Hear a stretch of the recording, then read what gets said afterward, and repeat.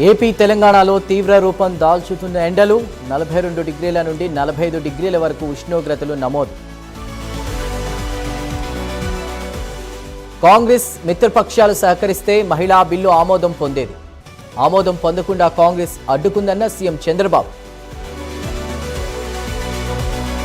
ఇది రాజకీయ ఓటమి కాదు, బీజేపీ కుట్రల ఓటమి. విపక్షాల ఐక్యతతో కేంద్రం ఓడిపోయిందన్న సీఎం రేవంత్. కేంద్ర మంత్రి కుమారస్వామికి సీఎం రేవంత్ రెడ్డి వినతి పత్రం. బయ్యారంలో గ్రీన్ స్టీల్ ప్లాంట్ ఏర్పాటు చేయాలని విజ్ఞప్తి. కృష్ణా జిల్లా గన్నవరంలో హజ్ యాత్ర బస్సుల ప్రారంభోత్సవం ప్రారంభించిన మంత్రులు కొల్లు రవీంద్ర, ఎన్ఎండి ఫరూక్. కాళేశ్వరం ప్రాజెక్టును సందర్శించిన బీఆర్ఎస్ నేతల బృందం. కాంగ్రెస్ కాళేశ్వరం ప్రాజెక్టుపై కుట్రలు చేస్తుందని విమర్శలు. ఏలూరు జిల్లా క్రాంతినగర్లో ఇళ్లు కూల్చేందుకు అధికారుల యత్నం. పెట్రోల్ డబ్బాలతో ఆందోళన చేపట్టిన స్థానికులు. సినిమాను తలపిస్తున్న వడ్డేపల్లి మున్సిపాలిటీలో కోఆప్షన్ ఎన్నిక. తోటి మున్సిపల్ కౌన్సిలర్లను కిడ్నాప్ చేసిన మరో కౌన్సిలర్.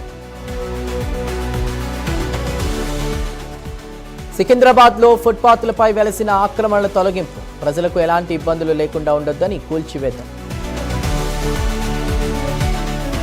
నల్గొండ జిల్లా తిప్పర్తిలో రైతుల రాస్తారోకో 15 రోజులు దాటినా ధాన్యం కొనడం లేదని ఆవేదన.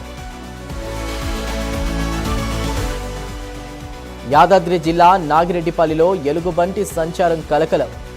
బంధించేంత వరకు అప్రమత్తంగా ఉండాలని అధికారుల సూచన. మహిళా బిల్లుపై ప్రజల్లోకి వెళ్లాలని నిర్ణయించిన అధికార విపక్షాలు. కాంగ్రెస్ వైఖరిని నిరసిస్తూ దేశవ్యాప్త ఆందోళన కార్యక్రమాలకు పిలుపు. కేంద్ర కేబినెట్లో ప్రధాని కీలక వ్యాఖ్యలు. బిల్లు విషయంలో విపక్షాలు మోసం చేశాయన్న మోదీ. ఇవాళ రాత్రి 8:30 మోదీ ప్రసంగం. జాతిని ఉద్దేశించి ప్రసంగించనున్న ప్రధాని.